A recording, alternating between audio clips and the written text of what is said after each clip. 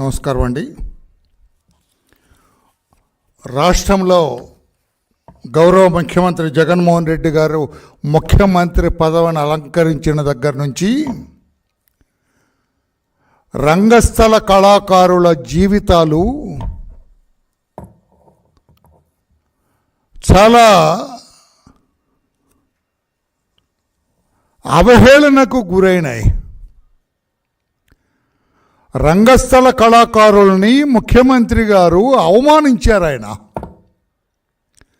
రంగస్థల కళాకారులను ముఖ్యమంత్రి నిర్లక్ష్యం చేశారు.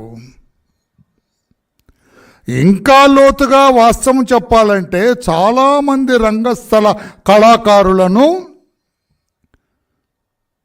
భిక్షగాళ్ళగా మార్చాడు. బాధతో చెబుతున్నాను నేను, బాధాతప్త హృదయంతో చెబుతూ ఉన్నాను నేను. గతంలో చంద్రబాబు నాయుడు గారు ముఖ్యమంత్రిగా ఉన్నప్పుడు దర్జాగా తలెత్తుకు తిరిగిన కళాకారులందరూ కూడా ఈ 4 సంవత్సరాల 8 నెలల కాలంలో రాష్ట్రంలో చాలా ఇబ్బందులు పాలయ్యారు. వాళ్ళు నిర్లక్ష్యానికి గురయ్యారు. వాళ్ళు క్షుద్బాధలు అనుభవించారు. వారు రోజు గడవని కళాకారులు కూడా చాలామంది ఉన్నారు. వీళ్ళ గురించి అసలు పట్టించుకోలేదు ఆయన. పేదవారికి ఎంతమందికి నేను పెన్షన్లు ఇచ్చానని చెప్పుకుంటున్న వ్యక్తి ఆ పేదవాళ్ళు అత్యంత పేద వర్గానికి చెందిన రంగస్థల కళాకారులకి చంద్రబాబు నాయుడు గారు ప్రభుత్వం ఉన్నప్పుడు కంటే ఒక్క పేద కళాకారుడికైనా మీరు పెన్షన్ ఇచ్చారా ముఖ్యమంత్రి గారు అని చెప్పి అడుగుతున్నా. ఒక్కడికి పెన్షన్ ఇచ్చారా మీరు అని అడుగుతున్నా. రంగస్థల కళాకారులు ఎలా బ్రతుకుతున్నారని ఒక్కసారైనా మీరు ఆలోచన చేశారా ముఖ్యమంత్రి గారు అని అడుగుతున్నా. మీరు అంటే మీ ప్రభుత్వం. తెలుగువాడి ఖ్యాతిని దశ దిశలా వ్యాపింపజేసిన ఈ తెలుగు రంగస్థలం, ముఖ్యంగా పద్య నాటకం తెలుగువాడి సొత్తది, తెలుగువాడికే సొంతమది. ఏ భాషలో కూడా పద్య నాటక ప్రక్రియ లేదు. అది ఒక్క తెలుగువాడికే సొత్తది. అటువంటి పద్య నాటకాలు ముఖ్యమంత్రి గారు మీ హయాంలో పూర్తిగా నిర్లక్ష్యానికి గురైనాయి. ఆ రంగస్థల కళాకారులందరూ కూడా పేదవారిగా, అత్యంత పేదవారిగా మారి కొంతమంది తిండి గడవని స్థితిలో ఉన్నారని చెప్పి కూడా నేను తెలియజేస్తూ ఉన్నా. వాళ్ళకు వస్తున్న పెన్షన్లు కూడా సరిగా అందుతున్నాయా లేదా తెలియని పరిస్థితి. మేము అడిగాము, నేను 2 years క్రితం అడిగా. నేను రంగస్థల కళాకారులకు ఇచ్చే 3,000 రూపాయల పెన్షన్ కూడా మీ వాలంటీర్స్ తోటి ఆ రంగస్థల కళాకారులకు ఇంటికి వెళ్ళేటట్లుగా ఇప్పించండి అని చెప్పాం. రంగస్థల కళాకారులు అంటే ఎందుకు మీకంత ద్వేషం? ఎందుకు మీకంత కోపం? ఎందుకు మీకంత అసూయ? ఎందుకు మీకంత నిర్లక్ష్యం అని చెప్పి నేను అడుగుతూ ఉన్నా. బ్యాంకులో వేసామంటారు. బ్యాంకుకి వెళ్తే I don't know that wonderful SBI ప్రజాసేవ కోసం ఉన్న బ్యాంక్ అధికారులు ఈ కళాకారులను చీదరించుకుంటారండి. బిచ్చగాళ్ళలా చూస్తారండి కళాకారుల్ని ఆ బ్యాంక్ అథారిటీస్. సిగ్గుచేటు, బాధాకరం. ఆ బ్యాంక్ వాళ్ళని కూడా నేను తప్పు పడుతున్నా. మన తెలుగు సంస్కృతిని దశ దిశలా వ్యాపింపజేసిన ఈ కళాకారుణ్ణి ఎంత నిర్లక్ష్యం. ఏపో చీదరించుకుంటా, ఏపో వస్తే మేము చెబుతాం కదా. ఎంతోమంది కళాకారులు నా దగ్గర కన్నీరు పెట్టుకున్నారు. ఎంతోమంది కళాకారులు నా దగ్గర వాళ్ళ బాధలు చెప్పుకున్నారు. నేనెవరో, కళాకారులకు నాకున్న సంబంధం ఏంటో కొంచెం ఎంక్వైరీ చేస్తే మీకు తెలుస్తుంది. ఆనాడు చంద్రబాబు నాయుడు గారు రాకముందు మీ నాన్న ముఖ్యమంత్రిగా ఉన్నప్పుడు 600 రూపాయలే పెన్షన్ వచ్చేది కళాకారులకి. చంద్రబాబు నాయుడు గారు ముఖ్యమంత్రి, my dear friend Jaganmohan Reddy గారు. చంద్రబాబు నాయుడు గారు ముఖ్యమంత్రి అయిన తర్వాత పేద రంగస్థల కళాకారులకి 1500 రూపాయలు చేశారు. తర్వాత మన పక్కనున్న రాష్ట్రం తమిళనాడులో 3000 రూపాయలు ఇస్తున్నారని తెలిసినప్పుడు నేనే ఆ జీవో తీసుకొచ్చి మా అధినేత చంద్రబాబు నాయుడు గారికి, నేను అప్పుడు హౌసింగ్ బోర్డు చైర్మన్గా ఉన్నా, వెళ్ళా, నేను ఆయన దగ్గర నిలబడ్డా. నేను ఏంటన్నారు, మీరు కొంచెం ప్రశాంతంగా మంచి మనసుతో వింటానంటే ఒక మాట చెబుతాను సార్ అన్నాను. ఏంటి చెప్పన్నారు. ఒక కళాకారుడు స్థాపించిన పార్టీ సార్ మంది. ఎంతోమంది రంగస్థల కళాకారులు పేదరికంలో మగ్గుతూ ఉన్నారు సార్. మీరు కొంతమందికి 1500 రూపాయలు ఇస్తున్నారు సార్. అది ఏ పార్టీ సార్? 3000 రూపాయలు వీళ్ళకి పెన్షన్ ఇవ్వండి సార్ అంటే, ఆర్థికంగా కూడా చూడాలి కదా అమ్మా అన్నాడు. సార్ పక్క రాష్ట్రంలో ఇస్తున్నారు సార్ అంటే, ఆ జీవో పట్రా అన్నారు. నేను నా జేబులో నుంచి జీవో తీస్తే అప్పుడప్పుడు ఫైనాన్స్ వాళ్ళకి రాశారు. 24 గంటల్లో జీవో ఇచ్చారు 3000 రూపాయలు పెన్షన్ అని చెప్పి. మీరు ఎప్పుడైనా ఆలోచించారా? ఈ రోజున రంగస్థల కళాకారులందరూ చంద్రబాబు గారికి జేజేలు కొడుతున్నారు, మిమ్మల్ని ఈసడించుకుంటున్నారు, మిమ్మల్ని చీ కొడుతున్నారు. ఏమిటి మాకి కర్మ ఈ ముఖ్యమంత్రి అంటున్నారు సార్ మిమ్మల్ని.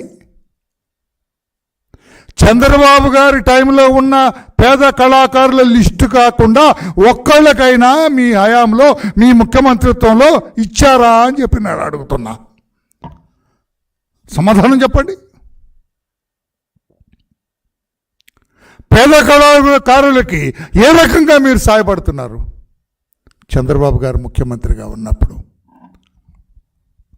పేద కళాకారులు నాటకం వేస్తున్నారంటే ఆ నాటకం రోజు సాయంత్రానికి వాళ్ళకి చెక్ వెళ్ళేది. వాళ్ళ బడ్జెట్ ఎంత ఖర్చు అవుతుందని చెప్పి దానికి డబ్బు ఇచ్చేవాళ్ళు. ఆ రకంగా వాళ్ళ జీవన భృతి ఉండేది. ఒక నాటకం అంటే 25-30 మంది ఉంటారు సార్, వాళ్ళందరికీ జీవన భృతి ఉండేది. మీరు ఒక్క నాటకం వేయించారా మీరు ముఖ్యమంత్రి అయిన తర్వాత? మీ సాంస్కృతిక విభాగం ఒక్క నాటకం వేయించి డబ్బులు ఇచ్చిందా? చంద్రబాబు నాయుడు గారు ఉన్నప్పుడు ఎన్నో నాటకాలు వేయించారు, వాళ్ళని ఆదుకున్నారు.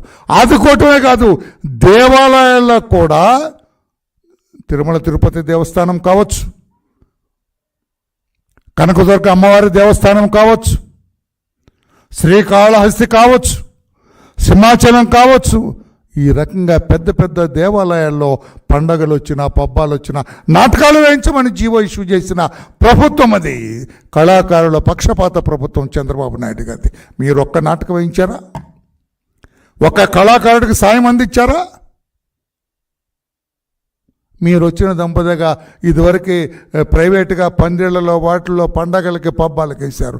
మీ పోలీసుల దెబ్బకి, మీ అధికార పార్టీ దొండగుల దుర్మార్గానికి ఆ నాటకాలు కూడా లేవు, వీధుల్లో వేయించేది కూడా లేదు. కళాకారులందరూ కూడా ఈ రోజున అనకూడదు కానీ కొంతమంది భిక్షాటం చేస్తున్నంత పరిస్థితులు ఉన్నాయి. మీరు యు ఆర్ రెస్పాన్సిబుల్.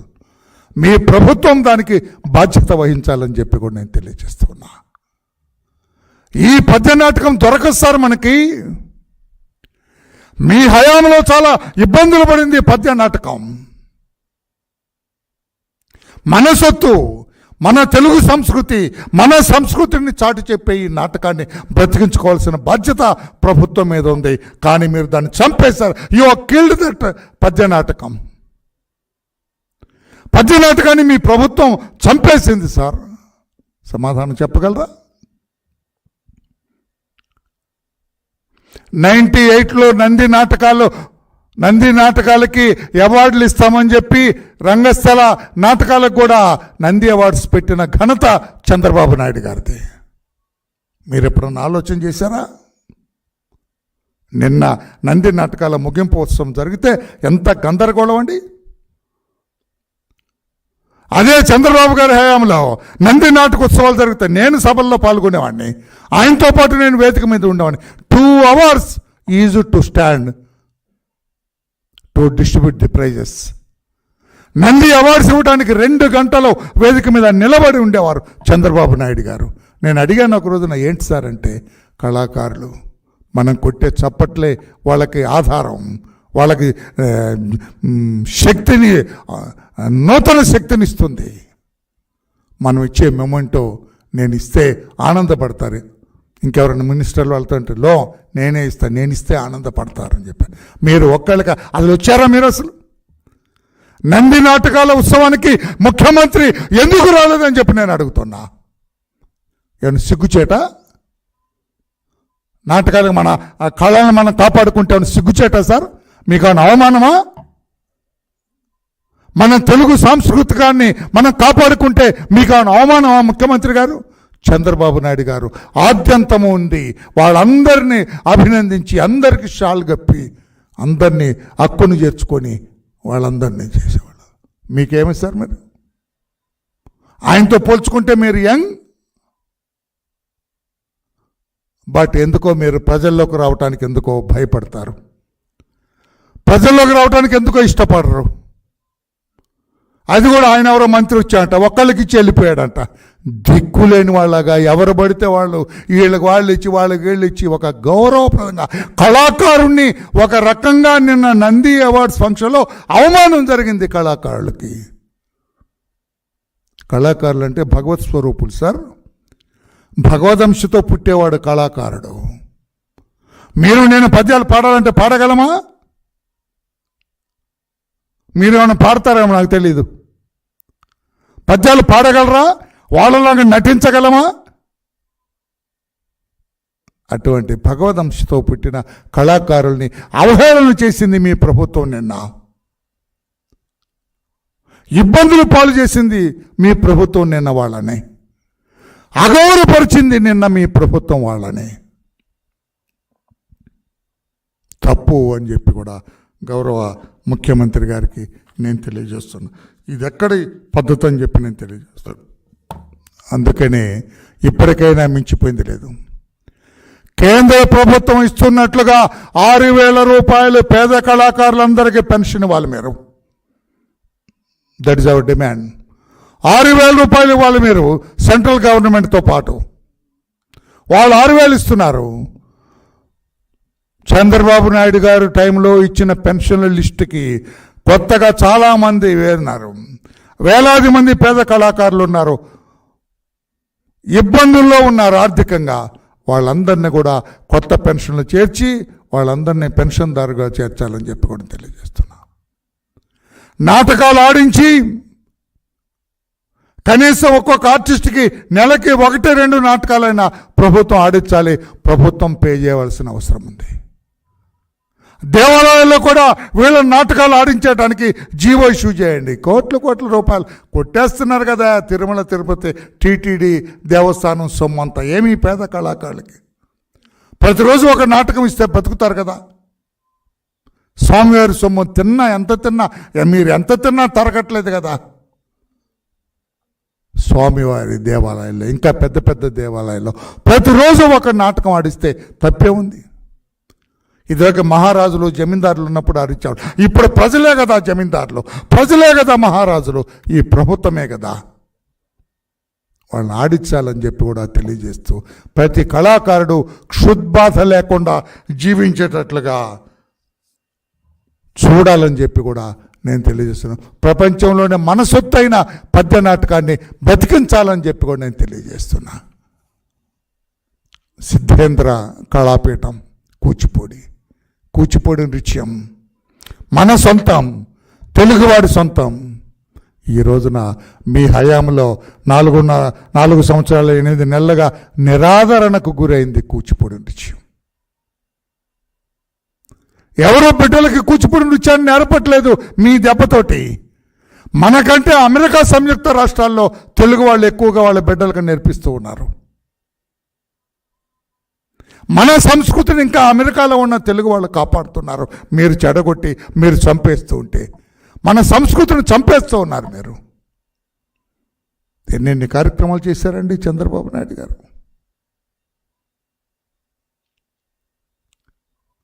అతను మన మచిలీపట్నం ఆయన ఎవరండి ఆయనతోటి కలిసి ఎన్ని నృత్య ప్రదర్శనలు చేయించారు. అక్కడ సిలికాన్ ఆంధ్ర కూచిపోట్ల ఆనంద్ గారు, సిలికానందరు, ఎన్ని వేల మంది నృత్య కళాకారులతో ప్రదర్శన చేశారు గచ్చిబౌలి స్టేడియంలో. మీరు ఒక్కటైనా ప్రోత్సహించారా? కళాకారుల్ని ఆదుకోవాలని మీరు ఎప్పుడన్నా ఆలోచన చేశారా? ఎప్పుడు లేదే. అందుకే మీ ప్రభుత్వం తెలుగు సాంస్కృతికానికి వ్యతిరేకం, తెలుగు భాషాభిమానానికి వ్యతిరేకం, తెలుగు సంస్కృతికి వ్యతిరేకం. తెలుగుని నిర్దాక్షిణ్యంగా చంపిన ప్రభుత్వం ఇది. భాషాభిమానం ఏ కోశాన లేని ప్రభుత్వం మీద అని చెప్పి కూడా నేను తెలియచేస్తున్నా. ఎటువంటి మహానుభావులు! Bernard Shaw, George Bernard Shaw Bellary Raghav గారి నాటకం చూసి స్టేజ్ పైకి వచ్చి ఆయన అభినందించారు, హక్ చేసుకున్నారు బళ్ళారి రాఘవ్ గారిని. అది తెలుగు నాటక వైభవం. ఆ వైభవాన్ని మీరు ఎలా చేశారని, కనీసం నంది నాటక విజేతలకి బహుమతులు ఇవ్వటానికి కూడా మీరు రాలేదు. అంత నిర్లక్ష్యానికి గురయ్యారు. కనీసం మీ ముఖారమైన దాన్ని చూచే అవకాశాన్ని కూడా ఆ కళాకారులకి దక్కనివ్వలేదు మీరు. దురదృష్టం. ఇంకా మీ ప్రభుత్వం చేసిన పెద్ద పొరపాట్లు ఆలోచన రహితంగా, అనాలోచితంగా చింతామణి నాటకం 100 సంవత్సరాల క్రితం ప్రముఖ నాటక రచయిత, కవి, ప్రయోక్త కాళ్ళకూరి నారాయణరావు గారు సంఘంలో ఉన్న ఈ వ్యభిచారాన్ని పారత్రోలటం కోసం చింతామణి నాటకాన్ని రచించి బ్రహ్మాండంగా ప్రదర్శిస్తే ఎవరో ఒక పనికి మాలిన మంత్రి చెప్పాడని, ఏదో కొంత ఎవరినో ఒక కులాన్ని హాస్యత్తులు ఉన్నాయని ఎగతాళి చేస్తున్నారు. ఎగతాళి చేస్తే సరిగా నాటకంలో ఉన్నది ప్రదర్శించమని చెప్పాలి. అంతేగాని ఇంట్లో ఎలకుంటే ఇల్లు తగలబెట్టుకుంటారండి ముఖ్యమంత్రి గారు. మీరు చేసింది అదే కదా. ఆ నాటకంలో కొంతమంది కళాకారులు అత్యుత్సాహంతో కొన్ని అసభ్య పదజాలు వాడి ఉండొచ్చు, నేను కాదంటలేదు. ఆ సుబ్బిశెట్టి పాత్రలో కొన్ని అసభ్య పదజాలం వాడారు, కానీ ఒరిజినల్ నాటకంలో అది లేదే. మరి మీరు ఎలా నాటకాన్ని రద్దు చేస్తారు? ఎలా నిషేధిస్తారు నాటకాన్ని? ముందు వెనక చూడరా? అదిగో దున్నపోతు ఈనిందంటే ఘాట కట్టేయమంటారా ముఖ్యమంత్రిగా మీరు? ప్రభుత్వం మీది. అందుకే ఇప్పటికైనా మీ ప్రభుత్వం సిగ్గు తెచ్చుకొని చింతామణి నాటకంపై విధించిన ఆ నిషేధాన్ని తొలగించాలని చెప్పి కూడా మేము డిమాండ్ చేస్తూ ఉన్నాం. ఏ కులానికి నాకు తెలుసు, నాకు ఆ నాటకం గురించి నాకు తెలుసు. ఏ కులాన్ని కించపరచలేదు, ఏ మతాన్ని ఎవరిని కూడా కించపరచలేదు. సమాజానికి ఒక జ్ఞానోదయం కలిగించే నాటకం అది, బుద్ధి చెప్పే నాటకం, సాంసారిక జీవితాలు ఎలా ఉండాలో చెప్పే నాటకం, కుటుంబ వ్యవస్థ గురించి చెప్పిన నాటకం ఇది. వ్యభిచారం మంచిది కాదు అని చెప్పిన నాటకం. ఆ నాటకాన్ని నిషేధించి మీ అజ్ఞానాన్ని చాటుకున్నారు ముఖ్యమంత్రి గారు. మీ అవగాహన రాహిత్యాన్ని చాటుకుంది మీ ప్రభుత్వం, ముఖ్యమంత్రి గారు అని చెప్పి కూడా తెలియజేస్తూ వెంటనే ఆ నాటకం పైన ఆ నిషేధాన్ని తొలగించండి అని చెప్పి కూడా తెలియజేస్తూ ఇప్పటికైనా కళాకారుల్ని గౌరవించడం నేర్చుకోండి, తెలుగు సంస్కృతిని కాపాడటం నేర్చుకోండి అని చెప్పి కూడా తెలియజేస్తూ ఈ రకంగా తెలుగు సంస్కృతికి వ్యతిరేకంగా పనిచేస్తున్న, పద్య నాటకానికి వ్యతిరేకంగా పనిచేస్తున్న, తెలుగు సంస్కృతిని ఈసడించుకుంటున్న, వ్యతిరేకిస్తున్న, గౌరవించని, అవహేళన చేస్తున్న ఈ ప్రభుత్వానికి స్వస్తి పలకండి అని చెప్పి కూడా తెలియచేస్తూ, కళాకారులారా 3 నెలలు ఓపిక పట్టండి, మరలా మీ గౌరవం మీకు వస్తుంది, ఇంకా రెట్టింపైన గౌరవాన్ని పొందుతారు. అధినేత మిమ్మల్ని అభిమానించే చంద్రబాబు నాయుడు గారు ముఖ్యమంత్రి అవుతారు. కళాకారుడి అభిమాన ప్రభుత్వం అధికారంలోకి వస్తుందని చెప్పి కూడా తెలియచేస్తున్నాం. Thank you everybody. Any questions on this? You are at liberty to ask me. Thank you.